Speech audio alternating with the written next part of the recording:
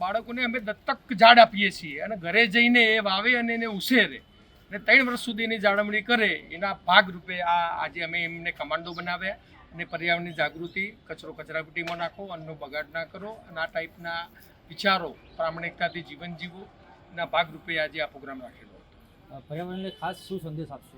એને સંદેશ એ કે આટલી મસ્ત વરસાદ પડી ગયો છે તો બધાને વિનંતી છે કે ભાઈ એક મનુષ્ય પોતાના જીવનમાં 13 ઝાડ મિનિમમ ઓક્સિજનની જરૂર પડતી હોય તો પોતાના માટે અહીં જે ઉધાર ઓક્સિજન લીધો બીજાના ઝાડમાંથી તો 13 ઝાડ એ પોતાના જીવનકાળ દરમિયાન એ વાવે તો ઋણ વગર આ પૃથ્વીમાંથી એ જઈ શકે. તો મારી વિનંતી છે બધા જ જનતાને કે એક ઝાડ, ભલે તુલસી તો તુલસી, પણ પોતે એક ઝાડ ઉછેરે અને કોકને ઉછેરવા માટે પ્રેરિત કરે ને કોઈને ઉછેરેલું ઝાડ એને ભાગીને નાખે અને એને સાચવે.